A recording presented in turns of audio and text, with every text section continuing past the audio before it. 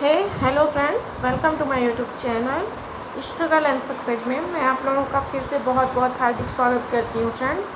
और मेरा नाम आस्था सिंह है। मेरा सिलेक्शन TRE 3.0 में हुआ है। तो जी फ्रेंड्स, जिस प्रकार मेरा सिलेक्शन पहली ही बार में हुआ है, मेरा आपसे वादा है कि मैं भी आपका सिलेक्शन पहली बार में ही दिलाऊंगी। बस आपको मेरा चैनल सब्सक्राइब करना होगा और बेल आइकन को प्रेस करना होगा ताकि प्रत्येक वीडियोज का जो नोटिफिकेशन है वो आप तक पहुंचता रहे। तो फ्रेंड्स, क्योंकि इन्हीं सब जो है क्वेश्चन में से TRE 3 में से क्वेश्चन आए थे, तो इसीलिए मैं ये वीडियोज आप लोगों के लिए बना रही हूँ। जितने भी बच्चे TRE 4.0 के लिए होंगे उनके लिए काफ़ी हेल्पफुल एग्ज़ाम में होने वाला है। तो प्लीज़ आप लोग मेरे चैनल को ज़रूर से ज़रूर सब्सक्राइब कर लें। और ये जो क्लास है वो बिहार स्पेशल जीके की है, जो कि मैं डेली डाला करूँगी। अब एक एक क्लास करके, एक करेंट अफेयर्स की और एक बिहार जीके की और एक संस्कृत क्लास। तो मैं ये 3 क्लासेस जो है पर डे लगाया करूँगी। तो प्लीज़ आप मेरे चैनल को सब्सक्राइब कर लें और जो है बेल आइकन को प्रेस कर दें। तो फ्रेंड, आज आते हैं हम आपका कीमती वक्त ना बर्बाद करते हुए हम सीधे आज अपने क्वेश्चन की ओर आ जाते हैं। और ये बिहार स्पेशल करंट है। तो आप लोग जो है बिहार करंट स्पेशल आज की क्लास में पढ़ेंगे। तो चलिए आज के हम अपना पहला क्वेश्चन उठाते हैं। आज का हमारा पहला क्वेश्चन है फ्रेंड्स, बिहार का 7वां राज्य वित्त आयोग किस संवैधानिक अनुच्छेद के तहत की गई है? मतलब बिहार का जो 7वां राज्य वित्त आयोग किस संवैधानिक अनुच्छेद के तहत की गई है? तो 243 अनुच्छेद 243 के अंतर्गत की गई है। और देखिए फ्रेंड्स, संविधान संशोधन किस आर्टिकल में दिया गया है? अनुच्छेद 368 में संविधान संशोधन का वर्णन किया गया। ये इम्पॉर्टेंट जो है आर्टिकल्स मैं कुछ ले ली हूँ, क्योंकि आर्टिकल से क्वेश्चन पुट अप होते हैं। 368 किससे संबंधित है? संविधान संशोधन से संबंधित है।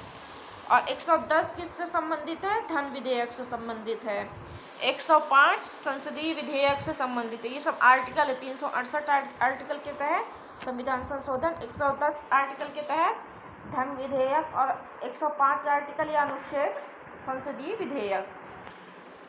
अब हम अपने नेक्स्ट क्वेश्चन पे आ जाते हैं फ्रेंड्स। हमारा आज का नेक्स्ट क्वेश्चन है, बिहार में हाल ही में बर्ड फ्लू के प्रकोप के लिए कौन सा वायरस जिम्मेदार है? ये क्वेश्चन पूछ सकता है। बिहार में हाल ही में बर्ड फ्लू के प्रकोप के लिए कौन सा वायरस जिम्मेदार है? तो उस वायरस का नाम आपको बताना है H5N1। H5 और NI ये कौवों में बेसिकली देखा जा रहा है फ्रेंड्स। कौवों में, बिहार में कौवों में देखा जा रहा है। 2011 की जनगणना के अनुसार किस राज्य का जनसंख्या घनत्व सबसे अधिक है? क्वेश्चन ये वाला है। 2011 की जनगणना के अनुसार किस राज्य का जनसंख्या घनत्व सबसे अधिक है? तो बिहार का। किसका फ्रेंड्स? बिहार का। और कितना है? तो 1 किलोमीटर के अंतर्गत, यानी प्रति वर्ग से तात्पर्य प्रति वर्ग किलोमीटर में 1106 व्यक्ति हुए हैं। और सबसे ज़्यादा जो जनसंख्या घनत्व है वो शिवहर में है। याद रखिए कि वेरी इंपॉर्टेंट पॉइंट है यहाँ। शिवहर में सबसे ज़्यादा है, सबसे ज़्यादा जो है शिवहर में है। कितना है? 1880। कितना है शिवहर में? 1880। और कैमूर में कितना है? 486। कैमूर में सबसे कम है और शिवहर में सबसे ज़्यादा है। सबसे कम जनसंख्या घनत्व तो कैमूर में है, सबसे ज़्यादा शिवहर में। शिवहर में 1880 और कैमूर में 486। तो फ्रेंड्स, आप अपने नेक्स्ट क्वेश्चन पे आ जाते हैं। आज का हमारा जो नेक्स्ट क्वेश्चन है वो ये है कि बिहार में विक्रमशिला विश्वविद्यालय कहाँ स्थित है? क्वेश्चन पूछ रहा है, बिहार में विक्रमशिला विश्वविद्यालय कहाँ पर स्थित है? तो भागलपुर में स्थित है। कहाँ फ्रेंड्स? भागलपुर में। भागलपुर में हमारा विक्रमशिला विश्वविद्यालय जो है स्थित है। और इसको किसने बनवाया था? तो धर्मपाल ने बनवाया था। ये क्वेश्चन पूछ सकता है, वेरी इंपॉर्टेंट क्वेश्चन। तो बिहार में विक्रमशिला विश्वविद्यालय किसने बनवाया था? धर्मपाल ने बनवाया था। रोहतास बिहार का सबसे पढ़ा लिखा जो है जिला है। और रबर डैम कहाँ बनाया जा रहा है? गया में। कहाँ बनाया जा रहा है मित्रों? गया में। गया में याद रखिएगा, रबर डैम बनाया जा रहा है। और रोहतास बिहार का सबसे पढ़ा लिखा जिला है। और बिहार में विक्रमशिला विश्वविद्यालय है जो कि भागलपुर में स्थित है। और अगर इसे इतिहास से जोड़ के देखेंगे तो इसका निर्माण किसके द्वारा किया गया था? धर्मपाल के द्वारा किया गया था। तो आते हैं, और धर्मपाल पाल वंश का जो है राजा था। अब अपना नेक्स्ट क्वेश्चन आज का उठा लेते हैं। हमारा आज का नेक्स्ट क्वेश्चन है doctor Rajendra Prasad. Very important topic भाई, इसको तो आप लोग वेरी इंपॉर्टेंट पहले से ही मैं भी बता देती हूँ, आप लिख भी देती हूँ, और आप लोग भी अपना नोट्स में लिख लीजिएगा। तो डॉक्टर राजेंद्र प्रसाद जी का जन्म कहाँ हुआ था? जो कि भारत के सबसे ज़्यादा पढ़े लिखे राष्ट्रपति थे। इनका जन्म कहाँ हुआ था? सिवान जिला में हुआ था। कहाँ हुआ था मित्रों? सिवान जिला में। किसका जन्म हुआ था? डॉक्टर राजेंद्र प्रसाद जी का। भारत में सबसे शिक्षित राष्ट्रपति माने जाते हैं, जिनका कि एक दूसरा नाम भी है देश रत्न। देश रत्न किसको कहते हैं? डॉक्टर राजेंद्र प्रसाद को। इनका जन्म कब हुआ था? 1884 ईस्वी को हुआ था। क्योंकि भाई ये बिहार से संबंधित है, इनको सभी पढ़ना पड़ेगा। पिता कौन थे? महादेव सहाय थे। माता कौन थी? कमलेश्वरी देवी थी। और जो डॉक्टर राजेंद्र प्रसाद का कार्यकाल था वो कितना था? डॉक्टर राजेंद्र प्रसाद का कार्यकाल 1950 से 1962 तक। कितना? 1950 से 1962 तक। ये सभी 6 पॉइंट जो मैंने आपको बताया, 1 2 3 4 5 6, इस 6 पॉइंट आपको याद कर लेना है, घोट के पी लेना है। फिर उसके बाद आज का हमारा जो नेक्स्ट क्वेश्चन है फ्रेंड्स, वो ये है कि मुख्यमंत्री ग्रामीण आवास योजना, ये भी इम्पॉर्टेंट है। मुख्यमंत्री ग्रामीण आवास योजना कहाँ पर चालू की गई है? तो बिहार में। अब नेक्स्ट क्वेश्चन पे आ जाते हैं, किस देश की सहायता से बिहार में नव नालंदा महाविहार डीम्ड विश्वविद्यालय में बौद्ध कृत्रिम बुद्धिमत्ता की शुरुआत की जाएगी? तो मलेशिया। क्या की जाएगी? फिर से मैं पढ़ देती हूँ इस क्वेश्चन को। किस देश की सहायता से बिहार में नव नालंदा महाविहार डीम्ड विश्वविद्यालय में बौद्ध कृत्रिम बुद्धिमत्ता की शुरुआत की जाएगी? मलेशिया की सहायता से की जाएगी। और मलेशिया के साथ हम एक जो है सैन्य अभ्यास करते हैं जिसका नाम है हरिमो शक्ति। इम्पॉर्टेंट है क्योंकि मलेशिया काफ़ी हेल्प कर रहा है बिहार की, तो इस संदर्भ में ये क्वेश्चन पुटअप हो सकता है कि उसके साथ कौन सा सैन्य अभ्यास किया जाता है। अब आते हैं फ्रेंड्स अपने नेक्स्ट क्वेश्चन पे। तो हमारा जो आज का नेक्स्ट क्वेश्चन है वो है, पटना आरा सासाराम कॉरिडोर का निर्माण किस मोड के तहत किया जा रहा है? पटना से आरा और आरा से सासाराम कॉरिडोर का निर्माण किस मोड के तहत किया जा रहा है? तो उस मोड का नाम आपको बताना है। तो हाइब्रिड इन्यूइटी के मोड के तहत पटना आरा और सासाराम कॉरिडोर का निर्माण किया जा रहा है। चलिए नेक्स्ट क्वेश्चन पे आ जाते हैं। तो ये बहुत ही इंपॉर्टेंट क्वेश्चन है फ्रेंड्स, इसको नहीं मिस करिएगा। भारत में किस राज्य में डॉल्फिन की दूसरी सबसे अधिक आबादी है? भारत में किस राज्य में डॉल्फिन की सबसे ज़्यादा आबादी देखिए, नहीं दूसरे नंबर पर ऐसा कौन सा राज्य है जिसमें सबसे अधिक डॉल्फिन पाई जाती है? सबसे पहला तो यूपी है जिसमें 2397, दूसरे नंबर पे बिहार है 2220। आपने पटना में डॉल्फिन सेंटर भी खुला है पटना में, और रबर डैम हमारे गया में खुला हुआ है ना। और नागी और नकटी दो जो रामसर साइट है वो जमुई में है, और जो कंबर झील है वो बेगूसराय में है। नालंदा विश्वविद्यालय जो है नालंदा की विक्रमशिला विश्वविद्यालय। चलिए ठीक है, आगे आ जाते फ्रेंड्स अपने क्वेश्चन पे।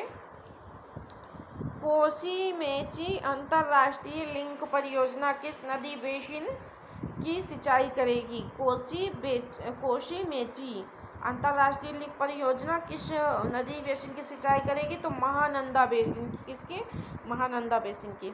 अब फ्रेंड्स देखिए, मैं आपको कुछ इम्पॉर्टेंट मेले और कुछ महोत्सव बता देती हूँ जो कि इम्पॉर्टेंट रहते हैं, और ये आते हैं एकाध नंबर का। कहीं फंस गया तो आप क्या करोगे? इससे अच्छा आप अच्छे से इसको पढ़ लीजिए। तो सबसे पहले सोनपुर मेला है जो कि सारण जिला में लगता है। कहाँ लगता है? सारण जिला में। सोनपुर मेला कहाँ लगता है मित्रों? सारण जिला में। एक बिहुला है, बिहुला फेस्टिवल भी कहाँ मनाया जाता है? भागलपुर में मनाया जाता है। कहाँ मनाया जाता है? भागलपुर में। थावे फेस्टिवल जो होता है वो गोपालगंज में मनाया जाता है। कहाँ? बिहार के गोपालगंज में। और मलमास मेला कहाँ मनाया जाता है? मलमास नामक मेला कहाँ मनाया जाता है? तो ये राजगीर में मनाया जाता है। कहाँ? राजगीर में। मंडेश्वरी मेला कहाँ पर मनाया जाता है? मंडेश्वरी महोत्सव कहाँ मनाया जाता है? कैमूर में। कहाँ मनाया जाता है? कैमूर में। और शेरशाह कहाँ? रोहतास में। और लचर, देखिए लचर जो है वो जमुई में मनाया जाता है। लचर कहाँ मनाया जाता है? लचर फेस्टिवल जमुई में मनाया जाता है। और सूफी सूफी कहाँ मनाया जाता है? बिहार के जहानाबाद में मनाया जाता है। सूफी नामक मेला बिहार के जहानाबाद में मनाया जाता है। और उज्जैठ मेला कहाँ मनाया जाता है? मधुबनी में। और कुंडलपुर कहाँ मनाया जाता है? नालंदा में। एक बार मैं फिर से आपको बता देती हूँ। सोनपुर मेला सारण में, बिहुला भागलपुर में, थावे फेस्टिवल गोपालगंज में, मलिमास मेला राजगीर में, मंडेश्वरी महोत्सव कैमूर में, शेरशाह का मेला रोहतास में, लचर जमुई में, सूफी जहानाबाद में, उज्जैठ मेला मधुबनी में, और कुंडलपुर नालंदा में। कहाँ? कुंडलपुर नालंदा में।